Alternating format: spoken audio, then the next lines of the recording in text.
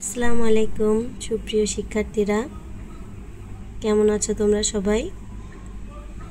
আমাদের গত দুইটা ভিডিওতে আমরা নবম ও দশম শ্রেণীর ইংরেজি প্রথম পত্রের ইউনিট 11-এর রিডিং ফ্রম ইংলিশ লিটারেচার থেকে লেসন 1 ও 2-তে যে দুইটা কবিতা রয়েছে, একটি হচ্ছে ইলিয়নর ফার্জিয়নের বুকস কবিতা এবং অপরটি হচ্ছে টু মাদার রিমেম্বার্ড কবিতা জোয়ান স্নো ডানকানসনের।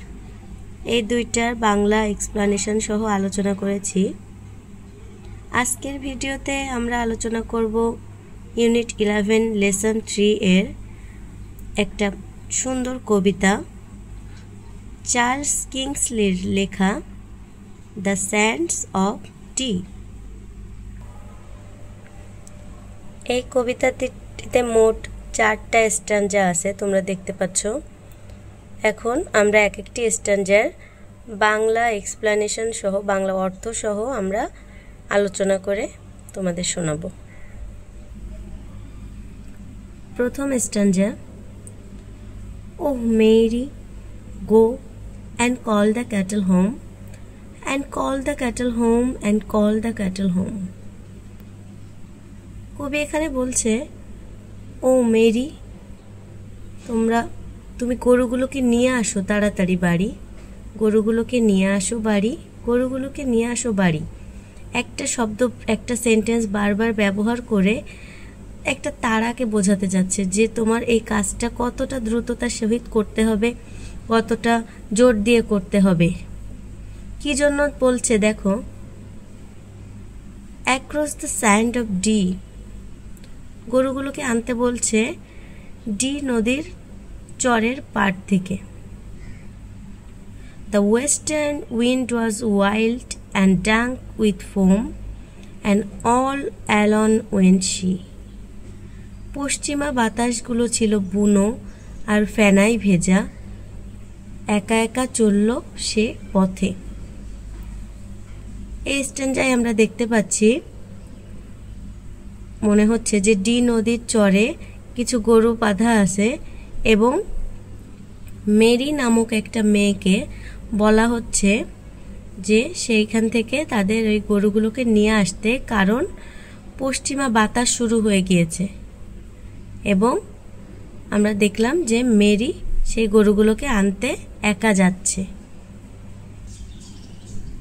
এরপর দ্বিতীয় স্ট্যাঞ্জা, the western tide crept up along the sand and over the sand and round the sand as far as I could see.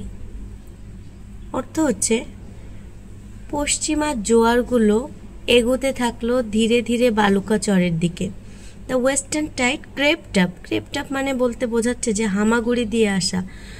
এখানে যে পশ্চিমা যে স্রোতটা সেটা আস্তে আস্তে হামাগুড়ি দিতে দিতে বালির ওপর চলে আসছে। অ্যান্ড ওভার দ্য স্যান্ড, বালুকা বেলার ওপর দিয়ে বারবার। অ্যান্ড রাউন্ড দ্য সান, বালুকা বেলার চারপাশে ঘুরে ঘুরে। As far as eye could see, তার মানে যত দূর চোখ যায়, যত দূর দৃষ্টি যায় আমাদের, আমরা দেখতে পাই। The rolling mist came down and hide the land and never home came she, গভীর কুয়াশা নেমে ঢেকে দিল পুরো ভূমিটা, আর কখনো সে ফিরল না বাড়ি। এরপর তৃতীয় স্ট্যাঞ্জা এসে, O is it weed or fish or floating hair, বলছে দেখো, ও এটা কি জলজ শৈবাল, নাকি মাছ, নাকি ভাসমান চুল। A tress of golden hair, একগোছা সোনালি চুল।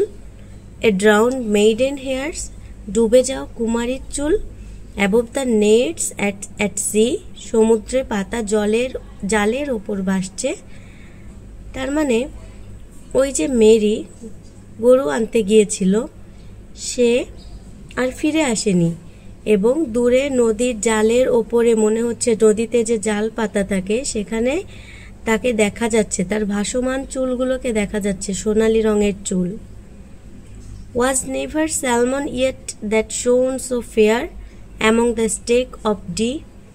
কোনো স্যামন মাছও নয়তো এতটা উজ্জ্বল ডি নদীর সম্পদের মাঝে। স্টেক অফ ডি অর্থ হচ্ছে ডি নদীর সম্পদ, আর স্যালমন হচ্ছে এক ধরনের মাছ।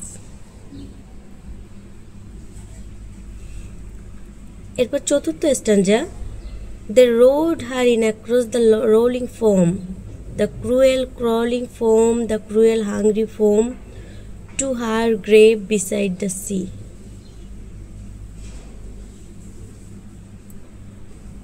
বলছে তারা তাকে বয়ে আনলো গর্জনশীল ফেনায়িত ঢেউয়ের মাছ থেকে, নিষ্ঠুর ফেনার পাকচক্রের মাছ থেকে, নিষ্ঠুর ক্ষুধার্ত ফেনার মাছ থেকে।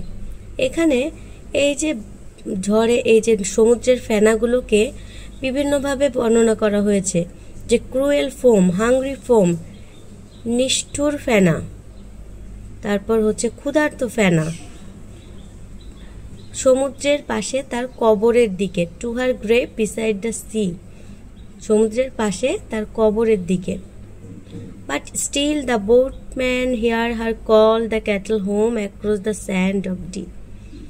কিন্তু এখনও নৌকার মাঝিরা শুনতে পায় তার ডাক, গরুগুলোকে ফিরিয়ে আনতে বাড়ি ডি নদীর বালুকা বেলা ধরে ডেকে যাচ্ছে সে। তাহলে শিক্ষার্থীরা, এই চার্লস কিংসলির লেখা এই স্যান্ড অফ ডি কবিতাটিতে মূলত বোঝানো হয়েছে স্যান্ড অফ ডি কবিতায় প্রাকৃতিক শক্তি ও মানবিক অসহায়ত্ব এবং গভীর একটা গভীরতাটাকে। এই কবিতায় মেরি নামের এক তরুণীর গল্প বলা হয়েছে, যাকে ডি নদীর বিপজ্জনক বালুচরের ওপর থেকে গরু নিয়ে আসার কথা বলা হয়েছিল। সে প্রকৃতির অনিশ্চয়তা এবং যে নির্মম শক্তির শিকার হয়, যা বলা হয়েছে এই কবিতায় পশ্চিমা বাতাস, ওয়েস্টার্ন উইন্ড, অ্যান্ড নিষ্ঠুর ক্ষুধার্ত ফেনা, সেটাকে বলা হয়েছে হাংরি ফোম। কথাগুলো দিয়ে চিত্রিত করা হয়েছে।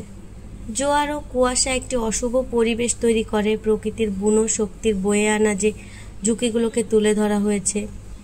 মেরির মৃত্যুটা জীবনের ভঙ্গুরতা এবং প্রকৃতির বিপরীতে মানুষের অসহায়ত্বকে তুলে ধরেছে। তার নিথর যে দেহটা উদ্ধার করা হয়েছিল, কিন্তু তার কণ্ঠস্বর এখনও ওই যে নদীতে যে সমুদ্রে যে মাঝিরা যায়, নদীতে যে মাঝিরা যায়, তারা এখনও শুনতে পায়। গরুগুলোকে ঘরে ফেরানোর জন্য সে ডাকাডাকি করছে। এই ভৌতিক যে বিবরণ, শোক এবং তার করুণ পরিণতি থেকে উদ্ভূত স্থায়ী একটা বেদনাকে প্রতিফলিত করে। তাহলে আজকে এই পর্যন্ত। ধন্যবাদ শিক্ষার্থীরা।